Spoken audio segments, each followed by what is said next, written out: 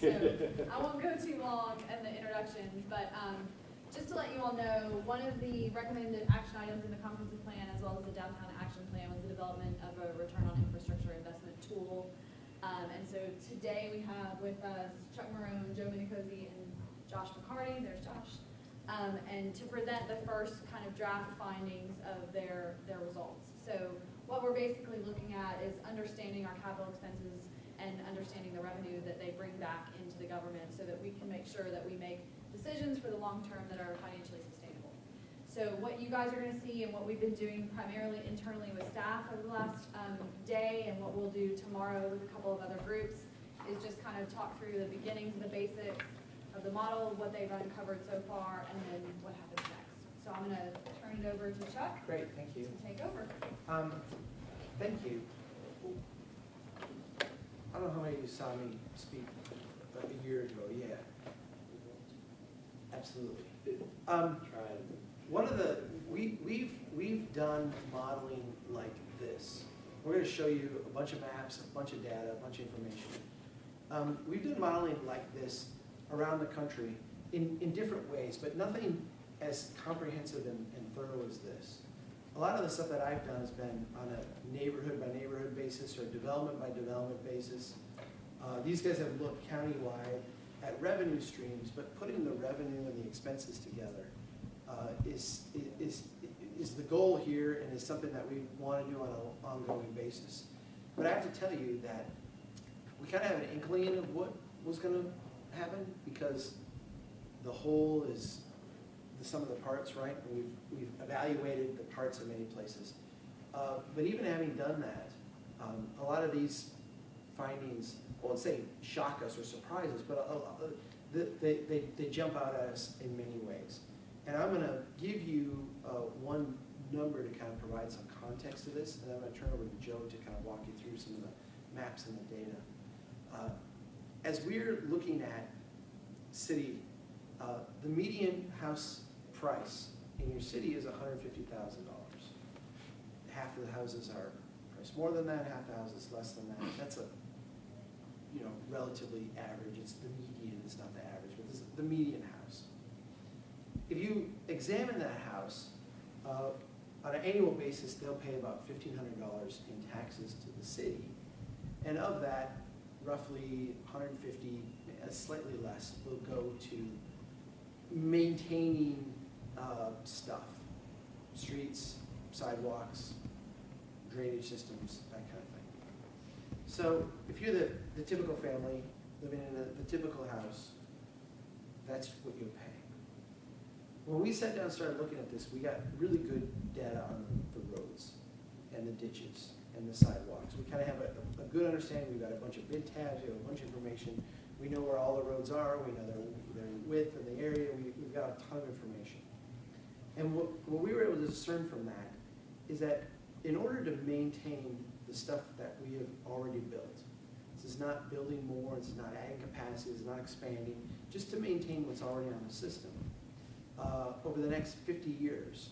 So we've amortized this, we made some assumptions that this stuff would last a long time, which is not always the case, but we're trying to be conservative. We would be talking about that family living in that $150,000 house needing to pay an additional $3,300 a year in taxes to the local government just for road maintenance. When we start looking at the underground stuff, the sewer and the water, that number jumps quite a bit. We project an additional roughly $4,000 for that infrastructure.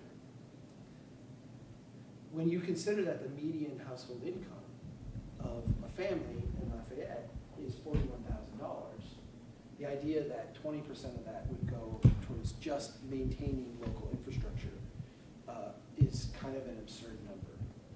Yet, that's the numbers that we're looking at just to maintain what's already been built. One of the things that I stress all the time in my talks is the trade-off that we have made over the last 50, 60 years in how we've built our cities. If we go back 100, 200 years ago, and we look at cities, they were pretty much on their own. If if this city was going to be successful, it was not going to be successful because of something given to them by the state or given to them by the federal government. It was going to be successful on its own. And that was true of every city in the country. And while that made it so cities were kind of rough places sometimes, they didn't grow real well, there were a lot of structural problems with them. At the end of the day, it ensured that their budgets were always going to be sound, because if they weren't, they would simply cease to exist. As we became a flatter world, you can start with the telegraph, you can go to the railroad, you can look at technologies that connected us more. One of the things that those technologies did is they slowly kind of nationalized our country. There's many upsides. One of the downsides of that is that our local policies here have become more reflective of a national growth agenda than a local growth agenda. And a lot of what we do here for growth and development, following this national model, is to undertake projects that have immediate returns in terms of GDP growth, in terms of employment, but often have very negative returns on our own balance sheet. Developer comes in, builds a development, puts in the sewer, the water, the roads, the streets, the sidewalks, all that stuff. From a macroeconomy standpoint, that's great. We're creating jobs, we're creating GDP growth, materials being bought, all this stuff going on. From a city standpoint, it's great because we get a new development and we get all this new tax revenue for that development, and it doesn't cost us anything. But when we look at it over the long term, we as a local government now assume, as part of that transaction, the liability to fix and maintain and service all this stuff. And when we start to think about how Lafayette grew from being this very small city on the high ground in the middle of a swamp to this really large city that now encompasses all of that area that before was never even considered developable, because we never could have built the ditches and maintained the coulees and run the pipe and done all the stuff out in this undevelopable land. We have taken on an enormous amount of liability. What we're going to kind of kick off today with this conversation is how do we, first of all, start to take stock of that and assess it. Get our minds around that $3,300 a year additional just to maintain the roads. How do we use the data that we have as a city to start making more strategic decisions about what our investment should be? And how do we, in a very broad sense, engage the public? Because these are going to be difficult issues to deal with. How do we have a broad community conversation to make some of those decisions? So with that, I'm going to turn it over to Joe. Joe Minicozy and Josh have done a lot of the core modeling, and Joe is going to go through and give you some of the background in terms of why we did what we did and what some of the implications are. So go ahead. So hopefully you can see what the problem is. We're essentially in an upside-down financial situation. But how do we get here and how do we talk about it? A lot of our work is getting into the data, seeing what that presents to us as far as what's going on economically, both positive and negative. So we're going to peel away some of that, and I want to put forward the question: what is a city anyway? What are they? Is an object. The way that we see them is a really large real estate development project that is, in essence, this is Asheville, North Carolina, but it's a finite boundary of land that has to operate financially. So for us, it's just a pile of acres. There's a limit to it. My city isn't allowed to annex. My county cannot annex. So what we have to play with are those acres inside that. The acres can reveal how they're efficient. So getting back to what it means to be a city, this is the word incorporate from Oxford Dictionary. It says right here, constitute a company, a city, or other organization as a legal corporation. So the city is indeed a corporation. It's a business, in a way. We elect our board of directors. It has to be managed. My city of Asheville is worth $12.8 billion is a real estate development project. If we were to go out and build that, it would probably be double that because we'd have to pay for the roads and everything else, right? So this whole process has been balancing this out, understanding the revenues, understanding the costs. First, we're going to run through the revenue side. How do you measure this? How do you understand where revenue comes from? When you have all these different units of land, when you have all these different parcels of land, how do you make them relative? For us, our parent company is a real estate developer. We look at our parcels of land inside our downtown and how they function. So farmers already do this. Farmers have finite acres of land. They look at the acre productivity, the fertilizer per acre, the yield per acre. So this is one of our buildings. We rehab this, ground story retail, second floor office, residential above. The city did the streetscape project. We took it from $300,000 of value to $11 million of value. So that's an incredibly big punch to our community as far as return to the community in taxes. This thing now pays 3,500% more taxes than it did when we first bought it. So do y'all have a 401k plan that grows by 3,500%? Or a CD or a bond or some savings account? Think about the potency of that. That's not our money. That's money that this building is now contributing to the community for 3,500% more stuff. More greenways, bike lanes, we don't care. It's for our community. So people say to me, like, well, Joe, that's fine. We have that $11 million. Over here, we have this Walmart at $20 million. That's potent. 2 times the value of our building.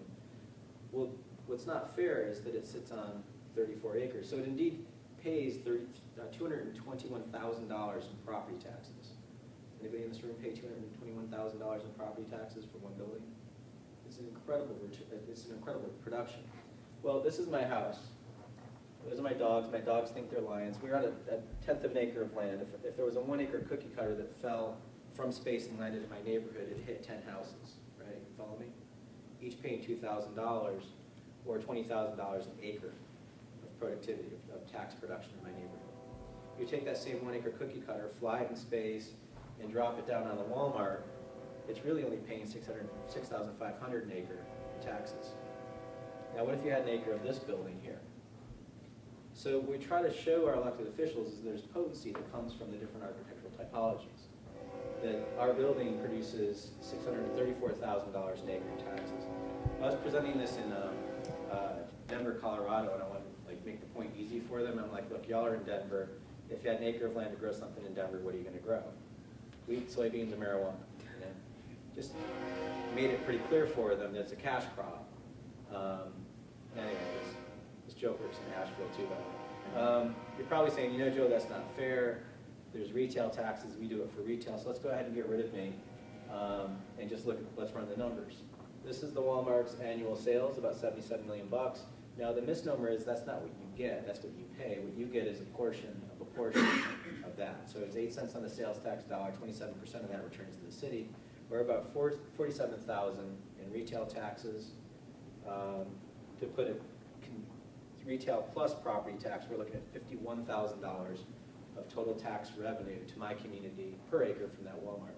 This is just our our property taxes per acre of our building. You add the retail taxes, you're cooking with gas, jobs per acre. I mean, how do you want to look at this? When you stack the numbers side by side, you make things relative in an apples to apples way, you really start to see the potency of this building versus that building. We even have residential per acre, they have 0.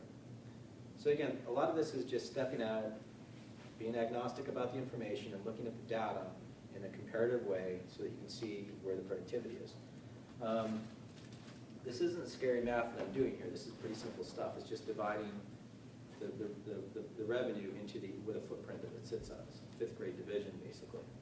So we already do this. We figure out efficiency in other ways. We did this with cars, right? When we talk about cars, we don't say what their miles per tank is, do we?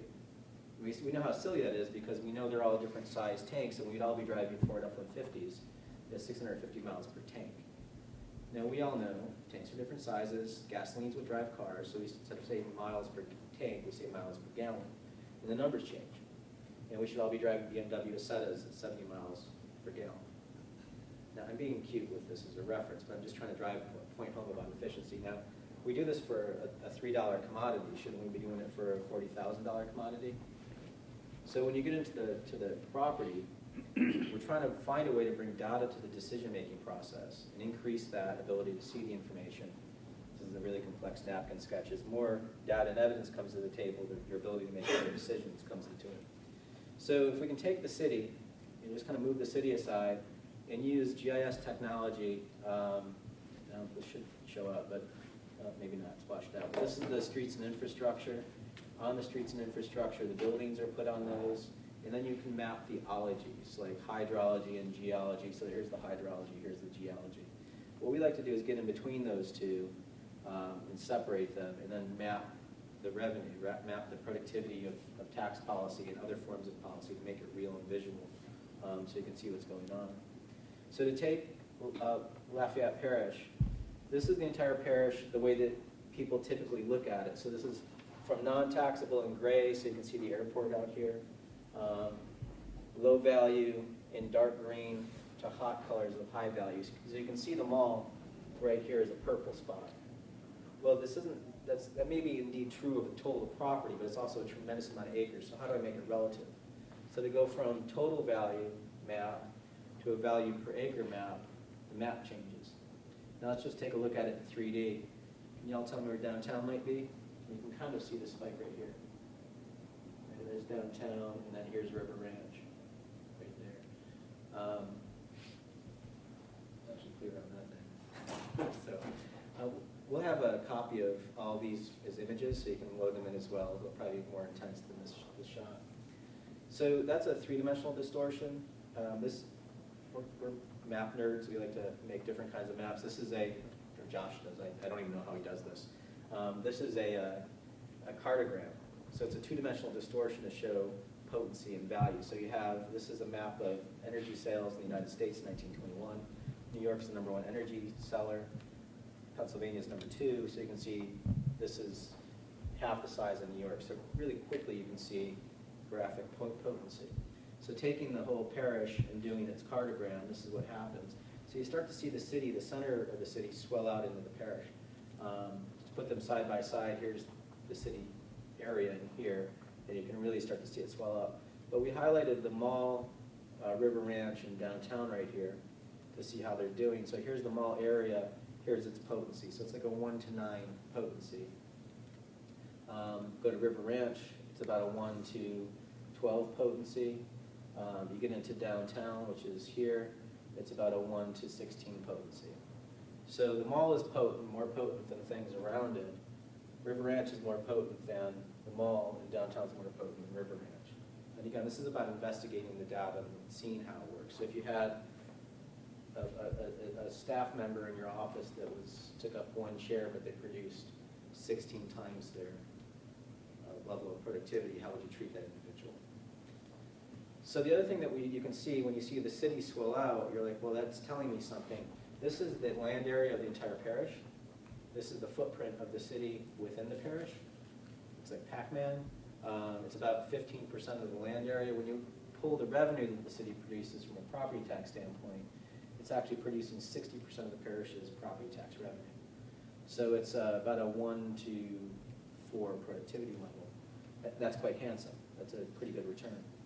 So getting through some examples of this, this is your Walmart at about $800,000 of value per acre. This is the Sam's Club at about $860,000 an acre. You get into the Best Buys a little bit under that at $853,000. This is the Target at about $1.2 million of value per acre. And remember, the Walmart, we'll keep that as a benchmark, it's about $800,000. You get into the mall. The mall's just above the Walmart at $800,000. But interesting, when you see what you have happen inside the marketplaces, you can only handle about 1 mall.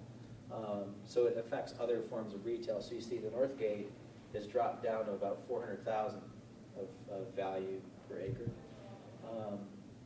Ambassador to Rose, $730,000, but check this out. This is the Grand Marché shopping center. This is now down to about $200,000 of value per acre. So sometimes you have stuff that actually starts cratering when something else takes off. And that's something to be aware of. What can you afford to absorb in your community? And sometimes something good, you also have losses in the process too. Here's Petroleum Tower at $2 million an acre of value. It's a lovely rainbow. And then going into River Ranch is kind of fun to muck around here. This is a little dark, but this is something that looks like the Biltmore Estate. We're from Asheville, so Biltmore Estate's actually from there. So it's kind of fun to see this little knockoff mansion of it. But both of these are very large estate homes at $4 million an acre and $3 million an acre. As you go into River Ranch, this is kind of interesting. Here are these townhouses by the town center, 25 million of value per acre. You're gonna try to do that? Okay. So this is 4 million an acre, which you'd expect. This is 4 million. This is 5 million. And it's just, again, apples to apples. We're just looking at the potency on a per square foot, per acre, per whatever. So the way you compare these things. This building here is 5.7 million an acre. So something that was in the middle of the neighborhood, it's not an estate home, is actually more potent. So you get into the town center, these are the things you'd expect. This is a whopping 14 million an acre. This is interesting. This is Main Street in River Ranch, and it's pulling about 2 million an acre. Now this has to account for more open space, more parking lots and stuff like that, which actually dilutes the value of that. This is a lot more dense. So when you get into the downtown, you start to see things that you'd expect. 4.8 million, let's say 5 million. Incidentally, that's about the potency of the townhouses in River Ranch. This one here, though, it starts to get impressive at 16 million. The reason why this is such a low level versus these three is it has massive surface parking lot behind it. So that dilutes that value through a larger surface area. This is the big one. $30 million of value per acre. This is the top of the spike in the model, the Chase building. Because not only does it have a large building, it also has a large building behind it, and its parking structure is tied to it. That's what you'd expect. Higher buildings, taller buildings, higher value. It's also interesting to find the anomalies in the system, but also the other things that are part of your heritage. What are the things that make Lafayette what you are? What are these buildings that are part of who you are and have this place-making ability of who you are? So, and I know I'm going to butcher this. Was it Evangeline? Evangeline. The Evangeline Hotel, built in 1929, is pulling 4.6 million an acre. Now this is in the state that it's currently in, is an assisted living facility, an elder home. So even with that subsidy built into the system, it's still a producer. This is the New Gordon, or on the postcard it was called the New Gordon, now it's just called the Gordon. But this is $12 million of value per acre. This is something that's 100 years old. It was built in 1904, so it's actually 110 years old. So think of it at this level. This is something that's in your community's portfolio. As shareholders in this community of Lafayette Parish, this is a brother and sister of yours that's been here for 100 years. Your ancestors left you this building that everybody's proud enough to stick on a postcard. Well, that Walmart at $800,000 of value per acre, will that be here 100 years from now? The short answer is no. Can you put that on a postcard? Probably not. So these are value choices that happen inside policy. This isn't a Walmart fashion experience. What I'm trying to show you here is that they're following the path of least resistance inside your policies. It's not about the player, it's about how the game is set up. The cheaper the building, the lower the taxes you pay. It's that simple. So other buildings, this is the Sides building at about $6 million of value per acre. This is the Tipitinas at 7.7 million. So just to walk through some examples, the Lafayette Parish, somebody in single family out in the parish boundary outside the old city limits is paying about $500 in county tax or parish taxes per acre. The Northgate shopping center or shopping mall is about $2,000 of parish taxes per acre.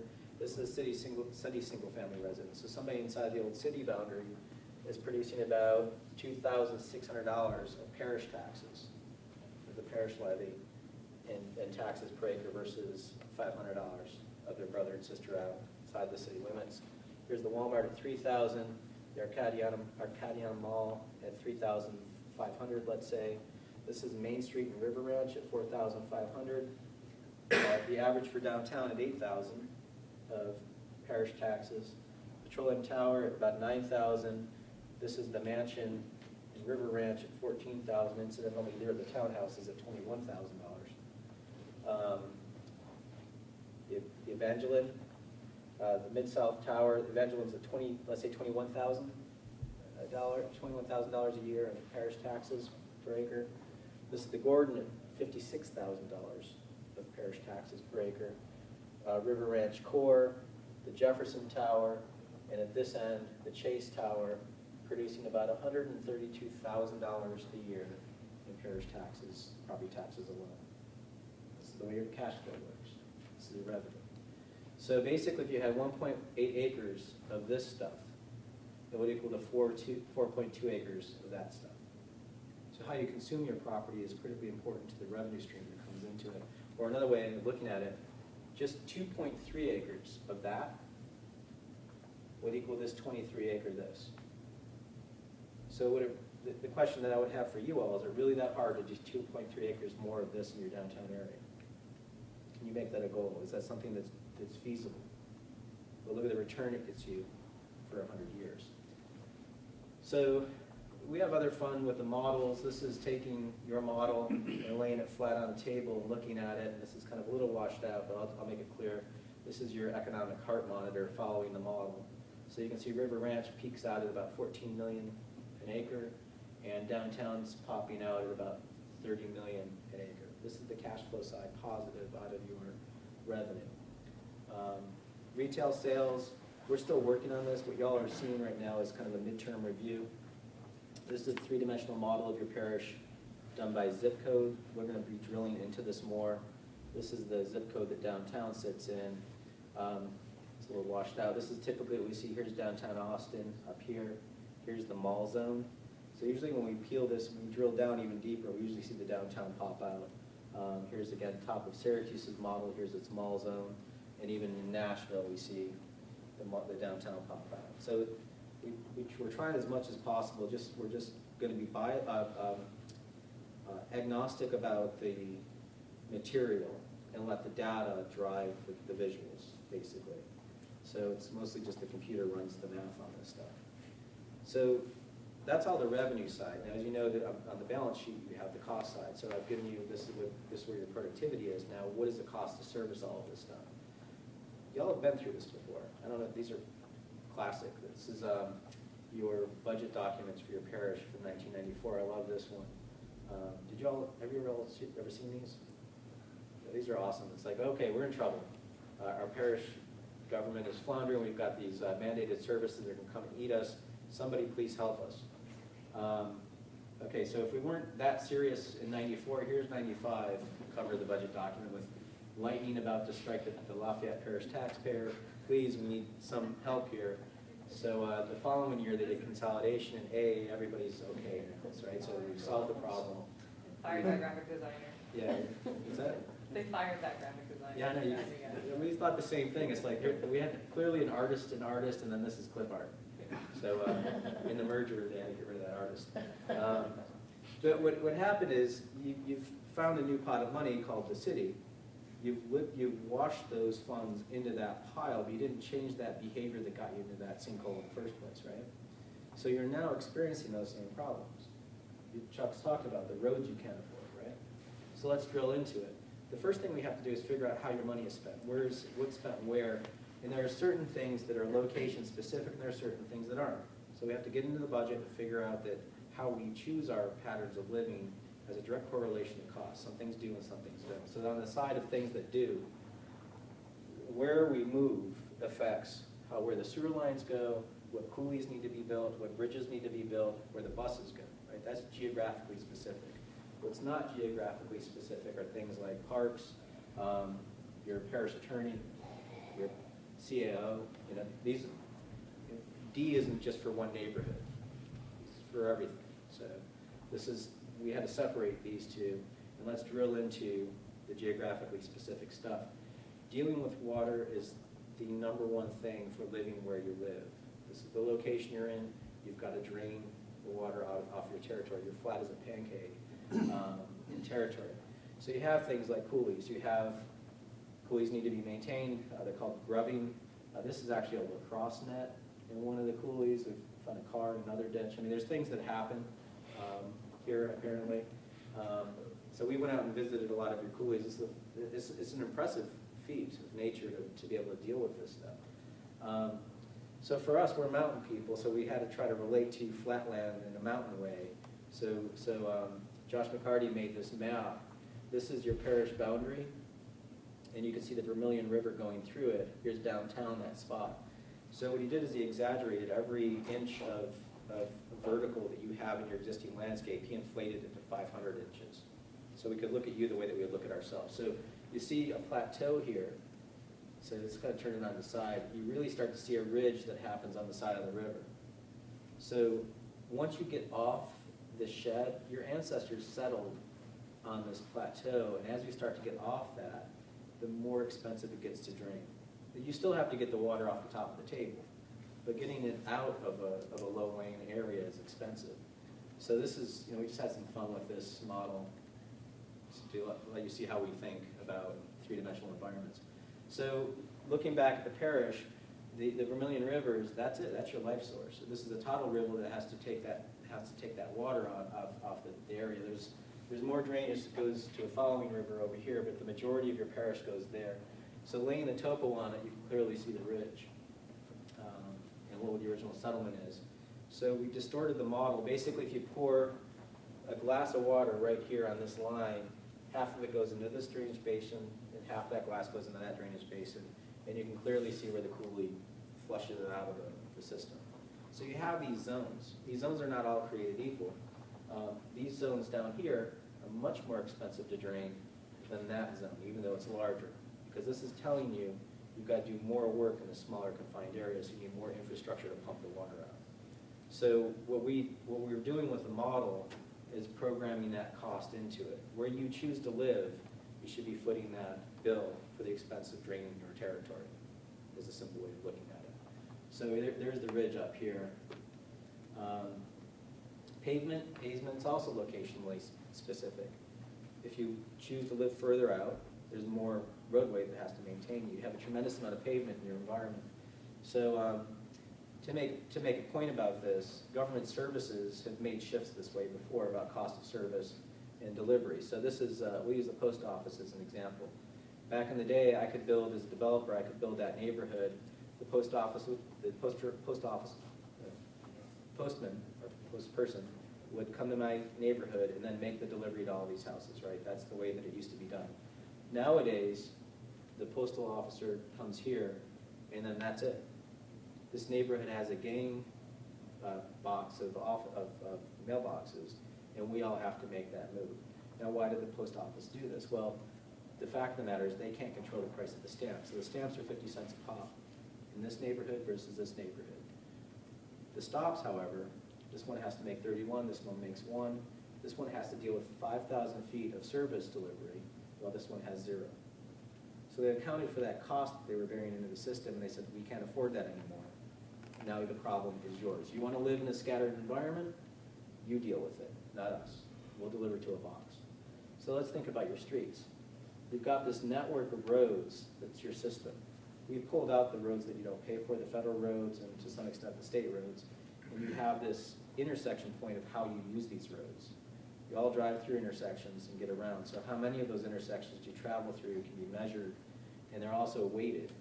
So the more intersections you go through, the more streets you. So you can clearly see Johnston popping up as a really dark vein. So a lot more of the network is using that. However, out here, there's only a few people using it. So the cost of these segments should be transferred to those individuals, though they should still pick up a large pile of the network because they use more of the network to get around. So the model starts to look something like this. The broader red roads are more people's share hold because more people use them because of trips, while the end of the stubs are generally locational neighborhood roads, right? So zooming in, you can start to see some of this, that like these little stubs in here that are a dead end should be for those people. So you can back charge at least that section to this area, and then these individuals should pick up a system of the road, and we can measure that based on where the jobs are versus residential. So people have to get to work, so they have to use the network, and we can charge through it. There are other things in the system, dead ends and specifically, I call it the public driveways.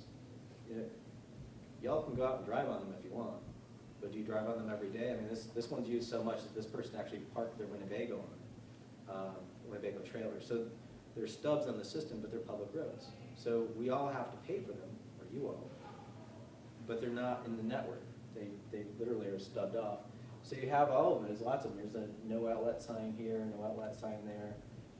This is one example, this section right here, that we'll explore a little bit deeper. So you can see a cul-de-sac here and a cul-de-sac here. So in driving around, you see these buses all over the place trying to negotiate this territory. This bus right here is in a cul-de-sac making a 3-point turn to turn around. Y'all are paying for that. These are your taxes, paying for these buses to drive around in the disconnected network. So that bus drives down here, comes out, goes all the way around here, comes back down, and then pops back in this cul-de-sac. And at the end of the day, they're only 66 feet apart.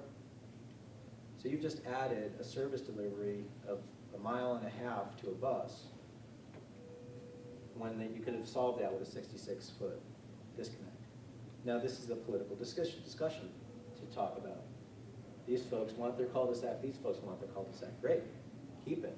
Why don't you own all the road on top of that, because none of us can use it. It's a driveway. I mean, this is, again, a conversation to have. Everyone's picking up that fee. Now, why is this important? Well, it's important because the amount of roads that you have. You have about 5.6 square miles? Yeah.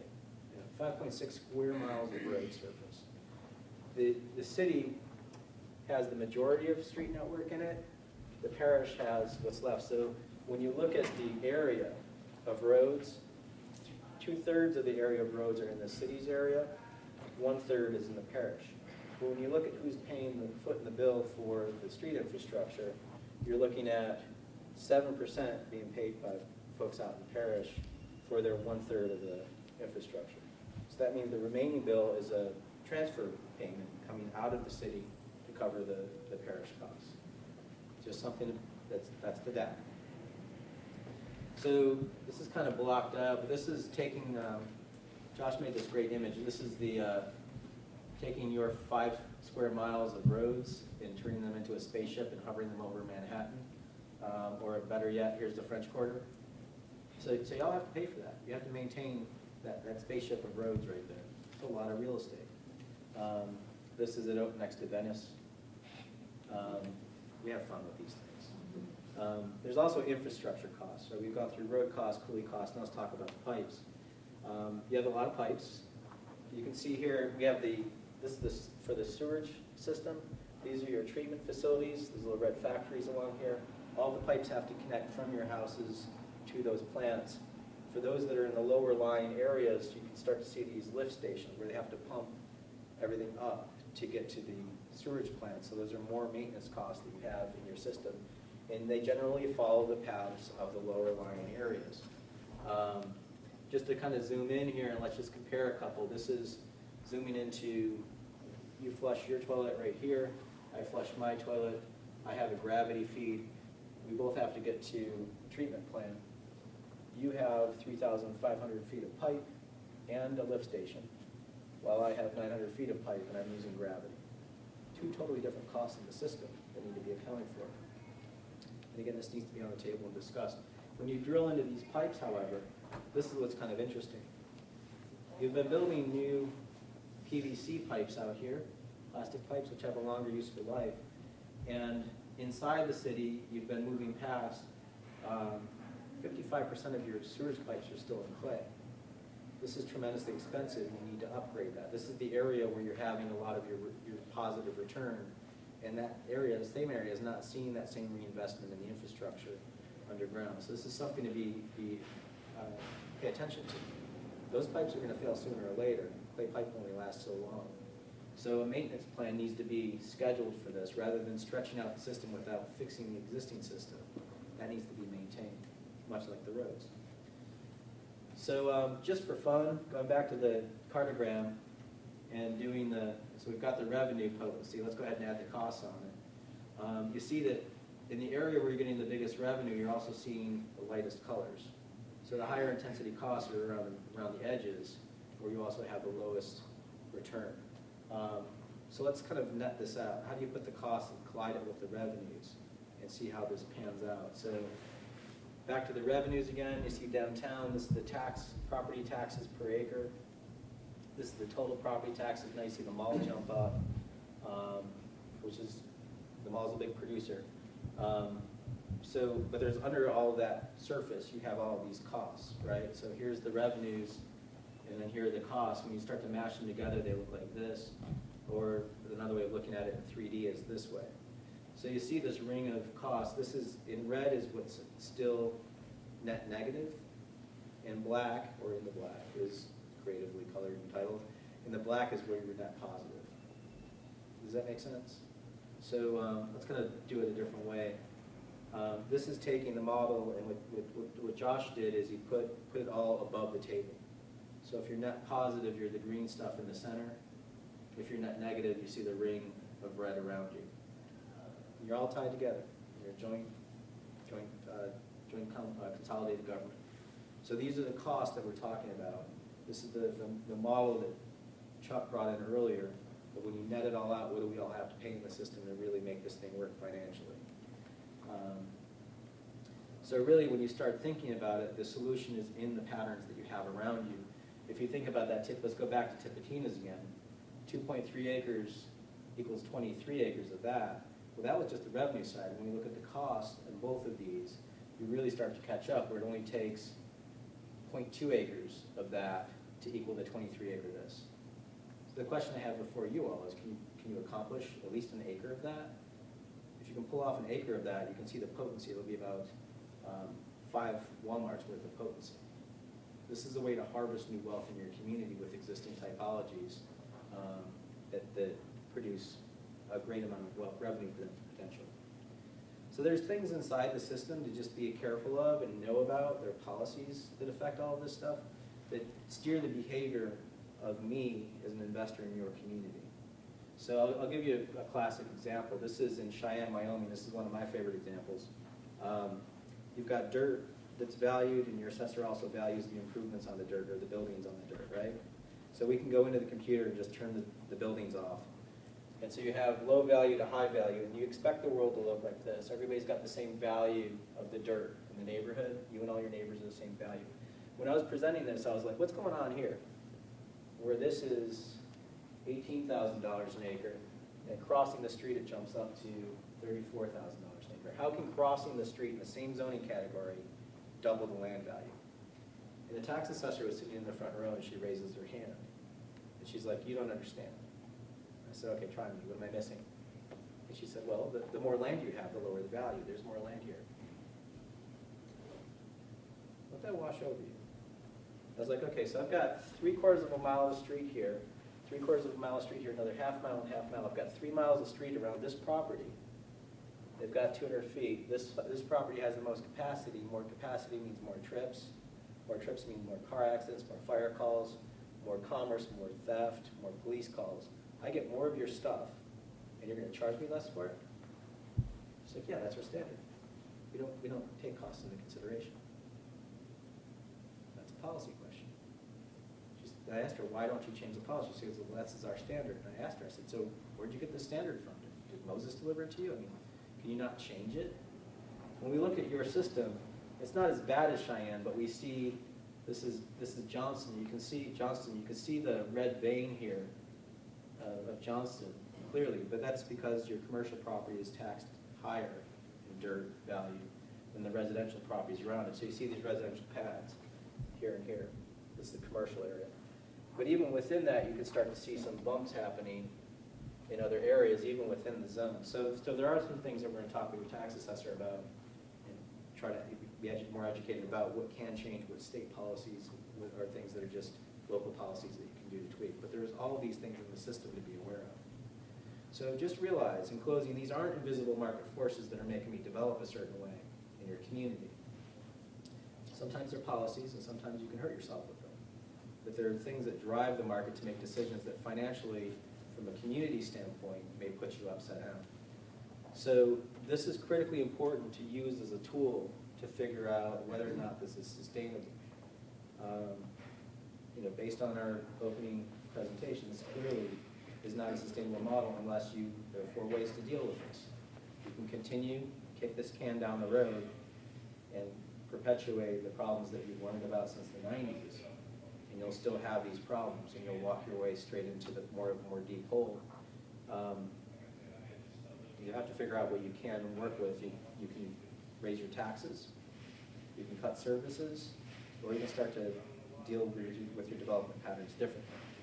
So realize that your community, if you were to take the parish and look at its tax value, it's worth $16 billion. That's your taxable value of all your real estate right now. Put it in perspective, the Saints are $1 billion, the Pelicans are about $340 million. You could essentially liquidate your parish and buy 16.1 Saints if you wanted to, you know? And so you think of, Mr. Benson, don't you think he knows Drew Brees' towel bill? Of course. Not only knows his towel bill, he knows how many touchdowns he's thrown, he knows all the data about this stuff. This is a business that has to operate financially. And when a player isn't working out, or they want to have a younger player, they make a tough business decision because they want to try to get to the Super Bowl, right? So we do this with other corporations. So that's all we're trying to leave here in a model, is to give you some measurables, to look at all of this stuff, to re-envision yourself in a way that's agnostic and totally about the data. And this is a decision you all are going to have to make. We're thinking about, who am I to be here to do this? Ultimately, I know that there's politics that your community has. There's politics in every community. We're going to use a Louisiana quote from Russell Long. Incidentally, it's a colonial barb about taxation. Don't tax me, don't tax thee, tax the fellow behind the tree. We're ironically a country created on a tax revolt, yet we're not clear about the literacy of our own taxation to see what's going on around us, right? But these are conversations you all need to have. You're going through them with your consolidated plan. Ultimately, I like to say, there's this great Polish proverb, this is not my circus and these are not my monkeys. This is your community. I've got my own circus and monkeys back in Asheville, where I live, and these are political discussions that we have as well. So with that, I'm going to close. We need to do the math on this, and I'm going to turn it over to Chuck for a closing statement. I just want to give you a little bit of national context, because some of this stuff is a little scary. Some of the stuff will keep you up at night. It keeps me up at night. When we look at this city does not, there's a lot of remarkable things about this place. There's a lot of people here I really like. There's a lot of things that are unique to this place. But in terms of the stuff we look at, the data, the land use pattern, the developments, the decisions the city's made on where to build roads, where to extend sewer and water, you guys are very ordinary. You're very much like everybody else. Every city in the country has done the exact same stuff that you have here. There's nothing like remarkable about it. And I say that because we are having a dialogue at many levels of government right now about what's going on with our cities. Because our cities have experienced decades and decades of growth and robust growth, and we still don't have the money to do basic things. Why is that? It's not because our cities are incompetent. It's not because they're run by people who don't know what they're doing. It's not because public employees are lazy or overpaid. It's not because our public officials are corrupt. It's not because they're being exploited by corporations, or you can go through the litany of things that people throw out. It's because we have an experimental development model. We have this way of building that only we have done, and it doesn't work. It gives us an illusion of wealth today in exchange for this long-term set of liabilities that now have come due. I'm gonna throw out the name of a place, not because I want it in the paper or because I want to startle you, but because I want to jolt your thinking about this conversation. The place I'm going to throw out is Detroit. Everybody today has a narrative to explain what's gone on in Detroit.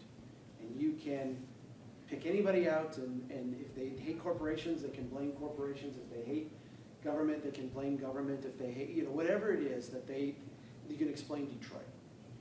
But I'm going to give you my explanation of Detroit.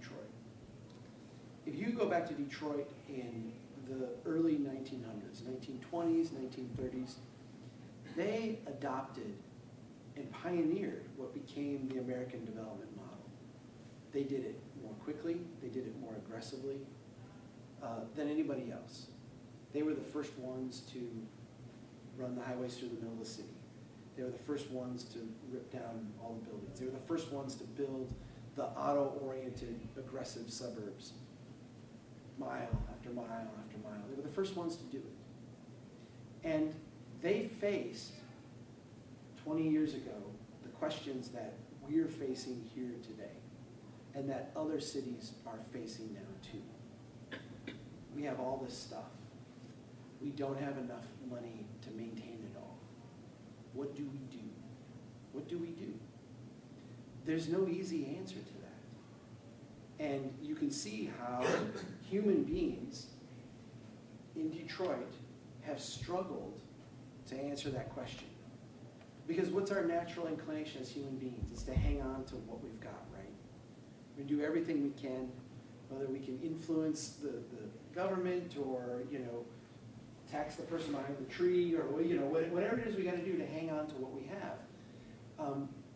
But there's an axiom that we've started to use, what can't be maintained won't be maintained. If we don't have the money to fix all those roads, we won't fix them all. And when you start to think that through, you realize that that's the same thing that the people in Detroit went through. We put off maintenance a little bit. We, we lay off some firefighters and some police officers. We have to decide between fixing that block and that block, and that block has some wealthy people who show up at the meeting and that block doesn't, so guess which one gets fixed? And you see, through human nature, you see this long, slow decline. What I'm committed to doing as our organization, and what I'd like to leave to impart with all of you, is that we have to have this dialogue across this community.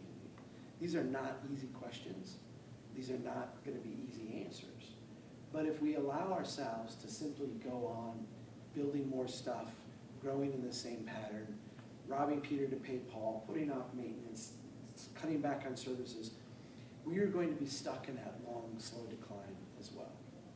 And this place will not achieve what it should, what it can, and really what it needs to.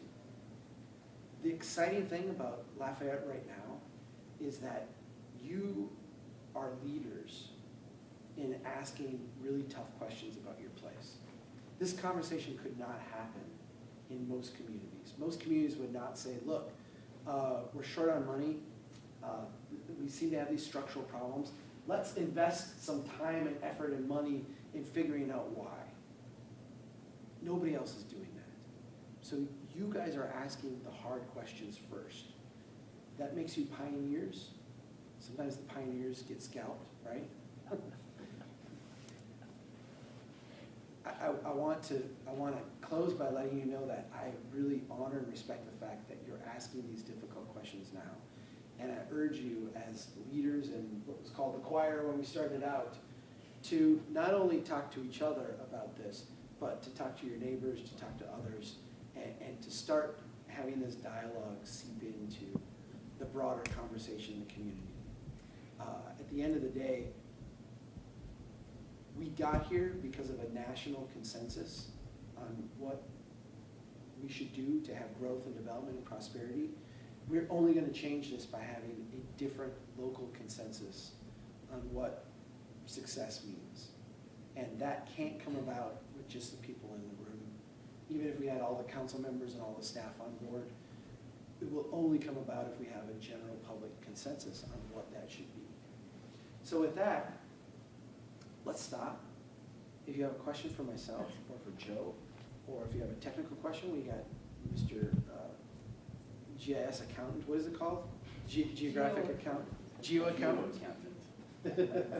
Here, and we'd be happy to talk about any of this stuff. Go ahead. I have a question for Joe. Some of the buildings that you use as examples that have the really high value per acre, like the Tipitina's building, you're not accounting for, maybe I'm missing it, but parking. these buildings, Gordon Square and Tipitina's, either use a lot of public facilities for parking or use other surface lots that are probably valueless. So how do you account for that? If I want to do an acre over Tipitina's building, what do I do with my other acre when I park? Yeah, there's Asheville, my longer presentation has this revitalization of Asheville story to it. And I've gotten that question about our building, the 6-story building, so I'll talk about that because I'm familiar with that in the area. The city, our town was kind of had a really interesting history in the fact that we were the second largest city in North Carolina during the Depression. And then we tanked probably the deepest of any city in North Carolina. We had the second highest debt per capita of the entire United States when the Depression hit. So we chose to pay off that debt in this very weird decision in the 30s. It took us until 1976. But because of that, we had a poor bond rating. We had debt on the books. So we never tore all the buildings down. So when you all come to Asheville now, you see this incredibly intact 1920s downtown. But it's because of our own poverty we couldn't tear those down. So in the 90s, when the city started trying to put itself on a path of revitalization, they chose parking structures as their leader to draw in investors. So we'll go in, rather than have a law that says you need to tear that building down in order to make your parking, because that's the way you'll solve it. And then on top of it, look what happens. If I've got 2 buildings side by side, both paying the same taxes, and I eliminate a building, this is where my tax rate now is. Because I've got no improvement on the land. So in a way, you're shooting yourself in the foot by having that policy on the books, because that's what I'm going to take advantage of, and I'll just sell that parking to other people and actually make more money than our taxes. So our city actually chose to do parking structures as a form of stock commodity to make those buildings revitalized. So yes, the Tipitinas today may have a surface parking lot, but that may be part of an overall parking strategy that you all could work on to start to consolidate development. There may be developers like us, we choose to put no parking in our buildings. You know, that you may have those individuals come to town. You probably will have those people coming to town. That world of development operation, there are developers that are now not seeing that as a risky investment anymore. And a lot of that has to do with the millennials. But The kind of holy grail of development, in terms of going from where you're at today to like the next level, is to have a lot more residential within the downtown or within walking distance. Right. But when you factor in the cost to the taxpayers or to the government to build those parking structures, how does that change your numbers? it depends. Like in the case of our parking building, we all pay parking fees. So we buy a little parking pass. All of our people who live in our building buy a little parking pass. And when those people leave to go to their work or go out hiking or whatever people do, the city then sells that space again. Our parking structures have been paid off ahead of their bonds. Okay. So in our case at work, because of the critical density around them. In the case of, if Tipitina's owned that surface parking lot behind it, we'd grab that with the building. But if they're just buying monthly passes, we don't see that in our data. But it's a great question, and it's true. You have to have that in there. But ultimately, the solution goes, what Chuck's talked about, but also that goes back to Jane Jacobs. It's about making residential places in your downtown environment. Why aren't there more townhouses like the River Ranch ones within a walking environment of downtown? Seems like a no-brainer. Those are things to think about. If you want to see what that looks like in the analysis, how I treat that, I can chat with you. So we know there's ways to like incentivize density, and also there's ways to support public transit so that people can get around, we can have less wear and tear on the infrastructure. But have you ever seen innovative models of how people like look at labor sheds or commute sheds to inform policies about incentivizing people to live in, work closer together, or is it all really market-based? That's really interesting. I have seen some of that work. I think though the first part of your kind of the premise of your question, I would almost like gently push back on, in the sense that the option to create incentives for density or create incentives for transit. Those are interesting suppositions. To me, I think the easier one off the bat is to stop subsidizing the stuff that is bleeding red on that screen. And that's sometimes direct subsidies that the city does. But even more than that, it's the indirect subsidy. It's the fact that we will agree to take over the long-term maintenance of subdivisions that we know we lose horrible amounts of money on. Or we will build massive transportation infrastructure systems that allow that type of development, that facilitate that style of development. So in a sense, there isn't a market for housing here. There isn't a market for land. There isn't a market for development. There's a subsidized approach, and then there's a less subsidized or non-subsidized approach. And so before you subsidize the other one to try to counterbalance the other subsidy you do, just do no harm. Like, stop subsidizing all of it. And I think that a lot of those things will take care of themselves. I have seen though, where the jobs housing balance, and I think it's important to understand that the economic ecosystem that is a byproduct of all the incentives that you have in place itself also becomes very auto-oriented. If you work at Walmart, and I hate to pick on Walmart, if you work on, if you work at a national chain out on the edge of the community, you're likely driving there, carpooling there, or maybe taking transit to a low-density destination that is not going to have a lot of ridership, highly subsidized transit. All of those things come about because of the way we've subsidized that land use pattern. As that starts to go away, and we see this in communities around the country, and actually, I think you see it more frequently with like local ag type products. All of a sudden, other replacements in the market become more viable. So, if my choice is I can go up the block and pay $4 for a gallon of milk, or I can get in my car or get on the low frequency transit and go 5 miles and get a gallon of milk for $3.50. I may go the 5 miles and save myself 50 cents. Because I don't want to pay that difference. But if the traffic getting out there is a little bit more congested, if the route isn't subsidized, in other words, if the market is not so tilted in that favor, well then walking up the street to get my milk, maybe paying that little bit of extra makes a lot of sense. These are the economic decisions that are complex, interrelated, and difficult to predict and project, but they're the ones that start to creep in when we essentially stop subsidizing the competitive approach. The other thing that goes on with that, and your new development code is actually going to help you with this. Your old development code, and most development codes around the country, essentially the base assumption of them is that the landscape is frozen as it is today. And the only thing new that will be built will either be a greenfield development or an heroic effort in a dying place. And the reality is successful cities have small bits of incremental growth across broad areas ongoing continuously.